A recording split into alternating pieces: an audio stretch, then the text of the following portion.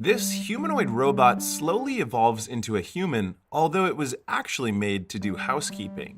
He also changes his appearance to look like a real human and replaces his medical workings with artificial organs. He begins to feel emotions and falls in love with a woman, eventually doing exercise in bed with her. In 2005, a large metal box is delivered into a family home. While the delivery men are carrying the large box into the house, a man named Richard calls his whole family to come downstairs. The delivery men open the large box, revealing the NDR series humanoid robot called Andrew. Andrew is introduced to perform housekeeping and maintenance duties. Richard quickly uses the remote to activate Andrew, who immediately introduces himself. At that point, Richard's eldest daughter, Grace, despises Andrew, but her younger sister, Amanda, is sympathetic to Andrew. Andrew shows an entertaining presentation of the 3 laws of robotics. The first law is that the robot may not injure a human being. The second law is that the robot must obey all orders given by human beings unless those orders contradict the first law. The third law is that the robot must protect itself unless its protection violates the first 2 laws. Afterwards, Richard takes Andrew to the basement, where Andrew connects to a power outlet and spends the night charging his power. The following day, Grace and Amanda go to school while Richard leaves for work. They leave Andrew with Richard's wife, Rachel, who begins to feel uncomfortable with Andrew's presence. As a result, she orders Andrew to clean out the basement all day. That night, Andrew cooks dinner for the family, but Grace and Samantha do not seem to appreciate him. After dinner, Grace calls for Andrew to go upstairs and orders him to jump out the window. Andrew follows her orders without questioning. Consequently, Richard finds Andrew slightly damaged and quickly calls his children to come downstairs. Richard reprimands them that even though Andrew is a robot, they must take care of him and treat him like an actual person. Grace and Samantha are sent off to bed, while Andrew goes down to the basement for self-repair. The next morning, the family goes to the beach where Andrew watches Amanda playing with her toys. When Amanda gives her favorite glass horse figurine to Andrew, he accidentally breaks it. Amanda gets angry and orders Andrew to leave her alone. Seeing driftwood nearby, Andrew comes up with an idea to make amends to Amanda. He gathers it and learns to carve by reading some books in the basement. Andrew eventually manages to carve a new wooden horse figurine and leaves it on Amanda's bed. The new figurine delights Amanda. In return, Amanda gives Andrew one of her dolls. During breakfast, Richard marvels at Andrew's creativity and ability to make the wooden figurine that he carved himself. Richard believes that Andrew was lying, but Andrew plainly replies that he could not lie unless he was ordered to. At night, Richard hears classical music playing from the basement. He follows the noise and finds Andrew listening on an old phonograph which he has fixed himself. The following morning, Richard takes Andrew to the robotics company that made him. Richard meets the CEO and inquires if Andrew's creativity was part of his programming. The CEO immediately claims that this is a problem and offers to scrap Andrew. Hearing this, Richard is annoyed by the offer and thinks that the CEO should see Andrew's eccentricities as important and unique, not as mistakes that need to be fixed. Despite the CEO's attempts to negotiate, Richard eventually turns down the offer and takes Andrew back home. On their way home, Richard makes changes to Andrew's workload. He will no longer just focus on housework, but spend time continuing his creativity and exploring other humanities. Over the next few days, Andrew spends his time making clocks similar to Richard's work. Not only that, he also spends time with Richard every night discussing about the ways of human life. Andrew ends up learning about humans, how they reproduce, how to understand humor, and how to tell jokes. While the family is having breakfast, Andrew reads them a series of inappropriate jokes. He also learns to play piano with help from Amanda. A few years later, Amanda has grown into a beautiful young woman. She has also grown closer to Andrew. On the other hand, Grace has bleached her hair and has entered her rebellious phase. Andrew has become a clockmaker, but all his clocks keep ringing every hour. Rachel says she cannot stand the noise anymore, so Richard comes up with an idea to sell the clocks that Andrew has made all along and keep the money. However, Amanda argues that the money should go to Andrew since he does all the work. Richard agrees, but reminds Amanda that she should not invest her feelings in Andrew because he is still a robot. After making a sizable fortune selling the clocks, Richard helps Andrew to open a bank account with the help of their family's lawyer. Richard ends up managing Andrew's fortune after they find that the robots have no rights under current laws. Later, Amanda surprises Andrew in his workshop, causing his finger to be severed. Luckily, Andrew assures her that his finger can be fixed. When Andrew continues his work, Amanda tells him that her boyfriend has asked her to marry him. However, she is unsure about it even though her boyfriend is a perfect man. At that moment, Amanda seems to have feelings for Andrew, but Andrew is unaware of her feelings because he is a robot. Andrew's frank talk eventually helps Amanda make the decision to marry Frank. Before she leaves, Amanda asks Andrew to be an usher at her wedding. Andrew happily accepts her invitation, and he is excited about wearing a tuxedo. Soon, Richard takes Andrew to the robotics company for repairs while bringing his lawyer. Richard warns the CEO if he tries to replace Andrew's coding, an alarm inside Andrew's body would be triggered. This would alert the police and potentially get the robotics company sued until bankruptcy. Meanwhile, Andrew asks the CEO if he can give him the ability to present facial expressions to match his emotions. The CEO says the upgrade would be extremely expensive, but Andrew has more than enough money in his bank account to pay the expenses. Knowing this, the CEO unavoidably agrees. Amanda's wedding takes place the next day, with Andrew acting as an usher. Andrew wears a tuxedo for the first time and greets Amanda with a smile on his new face. After the wedding reception, Andrew approaches Richard, who is sitting alone by the lake. Andrew shows the recording of Richard and Amanda dancing together using a projector in his head. Due to this situation, Richard gets emotional, thinking that he would be alone after his children move out of his house. 12 years later, Amanda has a son who is very hostile to robots, including Andrew. While they are lounging on the beach, Andrew suddenly asks Amanda how to obtain his freedom. Andrew does not want to leave the family or stop working for them, but on the other hand, he also wishes to be free to choose. Fortunately, Amanda understands him and decides to help Andrew talk to Richard. Later that night, Andrew approaches an elderly Richard and presents him with a check of all his money in exchange for his freedom. Wounded by this, Richard is upset and accuses Amanda of planting these ideas in Andrew's head. She reassures Richard that it happened naturally as Andrew continues evolving over time. The next morning, Richard returns the check to Andrew and grants him his freedom on the condition that he may no longer reside at Richard's home.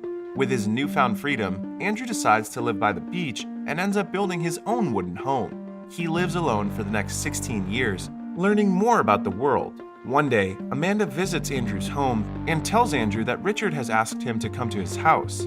They go back to the house and find Richard lying on his deathbed. Richard finally admits that he was wrong and Andrew was right in asking for his freedom. He holds Andrew's hand and apologizes to him for banishing him before he dies. Following Richard's death, Andrew goes on a quest to find other NDR series robots similar to him. He talks to Amanda's son, who is now a lawyer, asking for his help in acquiring information on their locations. At that time, it turns out that Amanda has divorced her husband. Amanda's son eventually helps Andrew on the thought that Andrew will be gone for a long time and will no longer communicate with Amanda. Andrew appears to have won the case and starts traveling around the world searching for the surviving NDR series robots. Several years have passed and he still has not found any of them. During this time, he frequently communicated back to Amanda by writing letters to her about his journey. As he is about to end his journey, Andrew returns to San Francisco based on the news of an NDR series robot that has been rebuilt in the area. At a market, Andrew sees the robot from afar, which appears to be a female version of himself. He follows her to a building where he learns that her name is Galadia. At first, Andrew is enthusiastic about meeting a robot that has the same uniqueness as himself. However, he becomes disappointed when he learns that Galadia could do all these things because her personality chip is activated. Andrew meets Galadia's owner, Rupert, whose father was the original NDR designer. After he was laid off, Rupert's father started his own small robotics company, but he died shortly after that. Since then, Rupert has taken over the company and continues his father's research. Andrew learns from Rupert that Galadia is an ordinary NDR robot that has been modified with a female personality and traits. Rupert shows Andrew the results of their unfinished research. Most of the designs are made to help make the robots appear more human-like. Unluckily, Rupert is unable to continue his research because no one was willing to fund the research. Hearing this, a fascinated Andrew quickly offers to fund Rupert's research. In addition, he also agrees to be a test subject. Rupert tells him that it is an entirely external physical upgrade, meaning that Andrew's mechanical brain and metal skeleton remains the same. Andrew chooses a face design that resembles a 40-year-old man. After the procedure is completed, Andrew is very satisfied with his new look. Not long after that, Andrew finally returns to Amanda's home. When he enters the house, he sees a young woman who looks exactly like a young Amanda. Andrew greets her, but the young woman is afraid to see him. The real Amanda suddenly walks in. She has grown old and is initially puzzled to see Andrew, but soon recognizes him. Apparently, the young woman is Amanda's granddaughter, Portia. Andrew and Amanda talk for a while before Andrew returns to live in his wooden beach house. One rainy night, Andrew finds a dog on his porch and decides to adopt it. Sometime later, he visits Portia with his dog. After their first meeting, Portia seems to be cautious of Andrew. Andrew finally reveals that he wants a friend to talk to and seek out a human connection. Knowing that, Portia ends up accepting him as part of her family. Several years later, Andrew goes to a futuristic hospital where Portia tells him that Amanda had a stroke. He then walks into Amanda's room and approaches her. Andrew also notices that Amanda still has the wooden horse figurine in her hand. The two say goodbye before Amanda dies peacefully. At that point, Andrew only can feel heartbroken as he is unable to produce tears.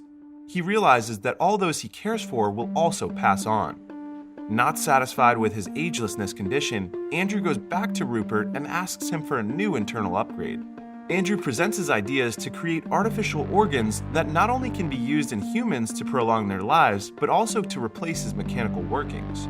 Although it seems impossible, Rupert is willing to help him. While working with Rupert, Andrew learns to become more human in his language and expressions. Rupert asks Andrew whether he is ready for this drastic change. Andrew does not seem to have any hesitation in his thoughts and wants to proceed with the procedure, even though he will feel emotions other than happiness. As they work on the upgrade, Andrew continues to visit Portia. The two are getting closer and start spending time together. Portia invites Andrew to a party in a building that she has just recently renovated, and he happily accepts. The two dance passionately at the party. At one time, Portia invites Andrew to walk into a park. Uncomfortable with her feelings for Andrew, Portia tells Andrew that she cannot invest her feelings in a robot. Despite all that, she will always consider him a good friend. Hearing that, Andrew looks a little offended and says that things can always change. He then returns to Rupert and completes the final stage of his upgrade. As soon as the upgrade is complete, Andrew quickly visits Portia and asks her to poke his eye.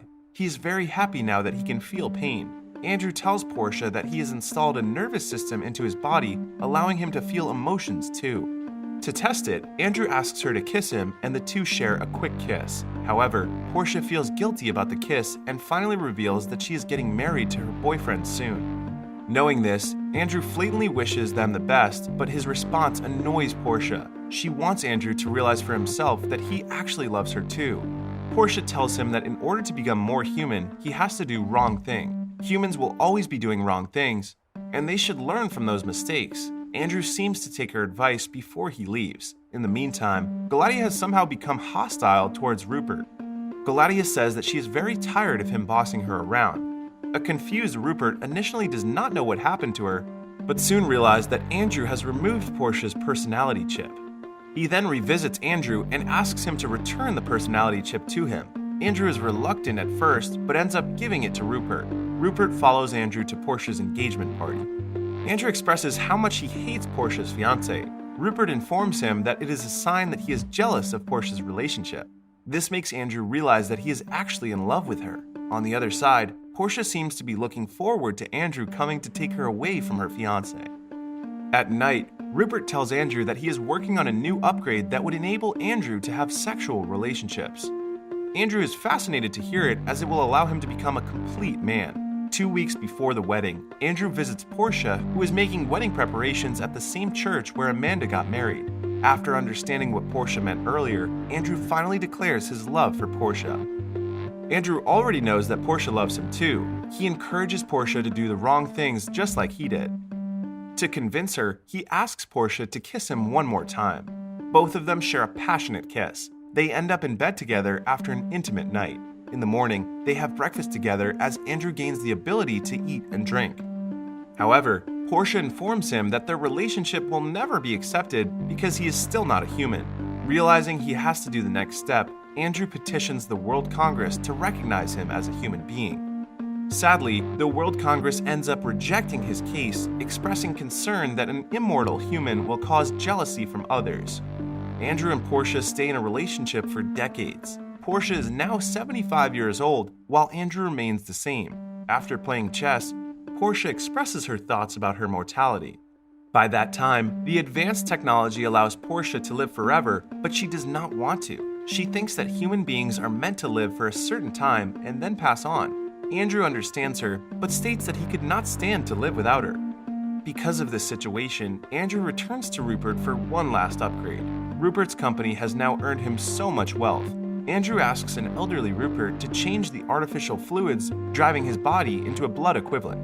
Rupert cautions him that the blood will not last forever, eliminating his immortality. Andrew will have around 30 or 45 years to live before he dies. He simply accepts his fate and the upgrade is finally complete.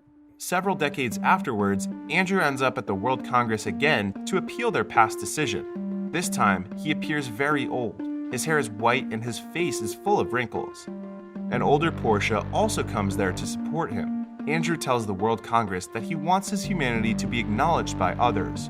He chooses to live once as a human instead of living forever as a robot, wanting to be able to die with dignity. The World Congress hears his pleas, but asks for some time before they make a decision. In 2205, Andrew lays next to Portia with his body deteriorating. Both of them are under life support monitored by Galatea, who has now become more human and appears with a human appearance. The two hold hands as they watch the live broadcast of the World Congress's decision. The World Congress finally recognizes Andrew as a human being. He becomes the oldest human in the world with an age of 200 years. This also validates his marriage to Portia. Unfortunately, Andrew appears to be dying during the broadcast. Galatea confirms his death while Portia asserts that Andrew already knew the answer. Seeing this, Portia calmly orders Galatea to turn off her life support. Portia holds Andrew's hand and whispers that she will see him soon before she dies beside Andrew.